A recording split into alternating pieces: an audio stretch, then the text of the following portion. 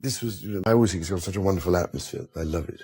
It's a gorgeous house. As you come in, you see this and look all the way along. A long time ago in finding that Monet, for instance. The whisper began quietly, almost like a rumor drifting through the ancient halls of Windsor. But within hours, it had transformed into a thunderclap echoing across royal corridors and global headlines alike. Something enormous had just happened inside the British monarchy. Something so symbolic, so strategic that even seasoned royal watchers felt the ground shift beneath their feet. On February 16th, 2026, a royal correspondent broke the revelation that sent shockwaves through palace insiders and constitutional observers alike. On February 16th, 2026, the royal correspondent for the House of Windsor network dropped a revelation that immediately sent tremors through palace corridors and constitutional circles alike. King Charles III had quietly orchestrated what insiders were calling one of the most consequential realignments of his entire reign. Buckingham Palace confirmed it the same day. The historic estate, known as Forest Lodge, hidden deep inside the emerald expanse of Windsor Great Park, had officially been transferred into the hands of the Prince and Princess of Wales, Prince William and Catherine, along with their children. And just like that, the monarchy's center of gravity appeared to shift. Because this was never just about property. Royal property is never just property. It is power, symbolism, hierarchy, and legacy wrapped into bricks and centuries-old timber. Forest Lodge was not simply another residence in the royal portfolio. It carried history in its soil and influence in its gates. For decades, it had been one of the crown's most discreet yet strategically significant estates, a private sanctuary used by Queen Elizabeth II's closest circle for reflection, planning, and quiet royal transitions. Now, suddenly, the keys were no longer in the hands of the old guard. They were in the hands of the future king and queen. Palace officials attempted to frame the decision as something practical. A logical step, they said, to support the Wales family's expanding responsibilities and provide greater privacy for their children. But behind closed doors, among those who have spent their lives studying the choreography of monarchy, the reaction was very different. Many saw this as a bold recalibration of royal power itself. King Charles had not abdicated, the crown had not passed, but the gravitational pull of the institution seemed to tilt unmistakably toward William and Catherine. Forest Lodge itself carries an aura that few royal properties possess. Nestled among 40 acres of woodland, historic stables, and manicured gardens, the estate sits near Adelaide Cottage and the Lambrook School, where the Wales children study. The positioning is almost poetic, the next generation of monarchs quite literally growing up at the heart of Windsor's royal landscape. To royal historians, the symbolism was impossible to ignore. Generations earlier, those same grounds had been walked by Princess Elizabeth herself long before she became queen. Now they would shape the childhood and future influence of Prince George, Princess Charlotte, and Prince Louis. Inside palace circles, aides quietly confirmed something even more significant. Charles had not transferred Forest Lodge merely as a family residence. He intended it to function as an operational hub for William and Catherine's expanding royal portfolio. Charitable initiatives, diplomatic briefings, strategic meetings about the future of the monarchy, all of it could now unfold from this historic estate. In other words, Forest Lodge was becoming the unofficial headquarters of the next era of royal leadership. To supporters of the monarchy's modernization, the move looked like masterful planning. Charles had always spoken about streamlining the institution, preparing it for a new century without sacrificing tradition. What better way to demonstrate continuity than by placing the next generation at the center of Windsor itself? But not everyone within palace walls celebrated the decision. Behind the calm public facade, murmurs of tension began spreading. Queen Camilla, according to several high-ranking insiders speaking privately, had been taken completely by surprise. Forest Lodge had long been part of her quiet ambitions. She had imagined it as a place for intimate charity events, literary gatherings, and heritage garden showcases, a serene retreat reflecting her own interests and influence within the royal structure. Yet days before the announcement, her request to host a spring event at the estate had been quietly declined. The message was unmistakable. Forest Lodge had already been spoken for. The shock was felt even beyond the immediate royal family. At a private dinner hosted by the Royal Windsor Society, an aristocrat with long ties to Camilla reportedly broke decades of public neutrality to voice his unease. Forest Lodge, he argued, had historically symbolized closeness to the sovereign. Transferring it mid-reign without ceremony felt to him like a quiet coronation of the next generation. While some dismissed the remark as nostalgia from an old traditionalist, others recognized the deeper anxiety beneath it. The monarchy runs on symbols, and symbols have consequences. Supporters of the decision quickly rallied in response. One respected royal biographer argued that the move was not a power grab, but a living demonstration of continuity. Under William and Catherine, Forest Lodge could become a home of legacy, modern, family-centered, yet deeply tied to the values that Queen Elizabeth II cherished. And the timing added another layer of resonance. February marked the final spring Queen Elizabeth experienced before her passing in 2022, but it also coincided with Catherine's symbolic return to public life following her widely discussed battle with cancer. When Catherine appeared recently at a child welfare summit looking radiant and composed, palace aides quietly confirmed that she had spent her first overnight stay at Forest Lodge shortly beforehand, a detail many insiders believe was orchestrated personally by King Charles himself. It was a subtle but powerful signal. The future of the monarchy was not just approaching, it was already taking shape. The transition itself happened with remarkable secrecy. There were no press conferences, no dramatic announcements, no social media fanfare. Yet once the news surfaced, it spread like wildfire across the global press. Headlines erupted across British and international outlets within hours. Public reaction, surprisingly, was overwhelmingly positive. Catherine's approval ratings surged after her illness, and William's image as a steady, responsible heir strengthened dramatically. And so the question began circulating everywhere, in royal circles, media studios, and online discussions around the world. Was this simply strategic succession planning, or something even more daring? Because while King Charles remained firmly on the throne, many observers could not ignore the possibility that Forest Lodge represented something far more profound. A subtle handover of influence, a quiet repositioning of the monarchy's future, a message written not in speeches or decrees, but in land, legacy, and the silent transfer of keys. For those watching closely, the signal felt unmistakable. The monarchy was evolving, the next generation was stepping forward, and at the center of it all stood Prince William and Princess Catherine, no longer simply heirs waiting patiently for their moment, but figures actively shaping the future of the crown itself. What made the entire situation even more electrifying was the eerie calm surrounding the announcement. There was no elaborate ceremony, no glittering palace press conference, no carefully staged photo call with royal banners waving in the background. Instead, the transfer of Forest Lodge unfolded almost like a secret whispered into the bloodstream of the monarchy before the world suddenly realized what had happened. One moment the estate was simply another quiet jewel within Windsor's sprawling royal holdings, and the next moment it had become the beating heart of a new royal era. The speed of the news spreading was breathtaking. Within hours of the revelation, British media outlets were scrambling to confirm details. Analysts were dissecting the implications, and royal watchers across the globe began asking the same question with growing intensity. Was King Charles subtly preparing the world for a new phase of royal leadership sooner than anyone expected? Inside Windsor Great Park, Forest Lodge had always been something of an enigma. Hidden behind layers of woodland and history, it was a place where decisions were often contemplated before they became reality. To hand that estate to William and Catherine was not merely generous, it was deeply strategic. Insiders described the decision as a carefully calculated act, something Charles had allegedly been considering long before it ever reached the public domain. According to aides familiar with the king's thinking, Charles had become increasingly convinced that the monarchy's long-term survival depended on a visible, confident transition of influence toward the younger generation. The crown would remain firmly on his head, of course, but the machinery of the future needed to begin turning now. Forest Lodge would be the engine room. That interpretation sent waves of speculation rippling through palace corridors. Because in royal language, proximity often equals power, and Forest Lodge sits astonishingly close to the symbolic center of Windsor's royal life. The estate is not just beautiful, it is strategically placed within the ecosystem of royal residences, staff offices, and ceremonial grounds. By positioning William and Catherine there permanently, Charles had effectively embedded them at the operational core of the monarchy's daily life. Every royal briefing, every planning session for future initiatives, every quiet strategy meeting about the institution's evolution could now revolve around the Wales household. For many observers, the symbolism was breathtaking. The Wales family was no longer orbiting the monarchy. They were becoming its gravitational center. And yet behind the carefully composed public image, whispers of internal tension continued to grow. Some insiders suggested that several senior figures inside the royal household had not been fully prepared for how quickly this shift would occur. Queen Camilla's reaction, though never officially acknowledged, became one of the most talked about mysteries inside royal circles. Reports circulated that she had been informed only hours before the official announcement reached the press. Those present during the moment described a silence that lingered far longer than usual, the kind of silence that reveals more than words ever could. For years, Camilla had carefully carved out her own sphere of influence within the monarchy. Her charitable interests, literary initiatives, and cultural patronages had gradually built a distinct identity alongside the king. Forest Lodge had quietly figured into many of of those long-term ideas. It was meant to be a tranquil base for smaller intellectual gatherings and heritage events that reflected her passions. But with one decision, that vision evaporated. Palace insiders insisted that the king's choice was not personal. It was institutional. Charles was thinking not about comfort, but about continuity. The monarchy had survived for centuries precisely because it could adapt when necessary, and Charles believed the moment for adaptation had arrived. The public needed to see the next generation taking real responsibility, not just performing ceremonial duties. Interestingly, several senior royals appeared to support the move almost immediately. Princess Anne, known for her blunt clarity and unwavering loyalty to the crown itself rather than individual personalities, reportedly voiced quiet approval during a private gathering of royal advisors. She allegedly remarked that the monarchy had never survived on sentiment alone. Discipline, structure, and forward planning were what kept the institution alive through centuries of storms. If placing William and Catherine at the center of Windsor accelerated that process, then so be it. Prince Edward, typically the most reserved member of the senior royal circle, was also said to have expressed quiet agreement. Observers noted that his subtle backing further strengthened the impression that a broader internal consensus had formed around Charles's decision. But the most fascinating reaction of all came not from inside the palace walls, but from the public itself. Within hours of the announcement, social media exploded with commentary. Some users framed the move as a symbolic passing of the torch. Others described it as the moment the Wales era of the monarchy truly began. One viral post captured the mood perfectly. The crown still belongs to Charles, but the future clearly belongs to William and Catherine. Photographs from the estate only added fuel to the narrative. Just days after the transfer became public knowledge, William and Catherine were seen visiting the grounds with their children. One image in particular spread rapidly across the internet: Princess Charlotte flipping through a centuries-old book from Queen Victoria's personal collection while standing in one of the lodge's historic study rooms. The image carried a caption that many royal watchers interpreted as almost prophetic: "The future has arrived." Meanwhile, Catherine herself continued to embody the quiet composure that had become her trademark. During her first public engagement after the news broke, she appeared calm, focused, and unmistakably confident. Observers noticed a small yet powerful detail: she wore Princess Diana's aquamarine ring, a piece of jewelry long associated with legacy and transformation. Fashion historians immediately interpreted the choice as deliberate symbolism. Public fascination intensified even further when royal analysts began discussing how Forest Lodge might shape the upbringing of the next generation. Prince George, second in line to the throne, would grow up within walking distance of the very halls where future kings and queens have shaped British history for centuries. Charlotte and Louis would experience that environment as well, surrounded not just by privilege but by expectation. For King Charles, that reality may have been the most important factor of all. He had spent his entire life waiting to become monarch. Few people understood better than him the psychological weight carried by those born into the line of succession. By placing William's family at Forest Lodge now, Charles was ensuring that the next generation would grow into their roles gradually rather than being thrust into them overnight. And so the quiet transfer of one estate began to look less like a property decision and more like a long-term strategy for royal survival. The monarchy was not ending one chapter, it was preparing the next one. Even among those who questioned the move, one truth was impossible to deny: the Wales household now stood firmly at the center of royal life. Their residence was closer to the crown's operational heartbeat than ever before. Their influence was expanding, their responsibilities were growing, and perhaps most importantly, the public seemed ready to embrace that future. Inside Windsor, as the winter sun faded over the ancient parklands surrounding Forest Lodge, a new reality was settling into place. King Charles remained the reigning monarch. The crown had not changed hands. The traditions of centuries were still intact. But the momentum of the monarchy, the direction in which its future was quietly moving, now pointed unmistakably toward William and Catherine. The keys to Forest Lodge had opened more than a residence. They had opened the doorway to the monarchy's next era.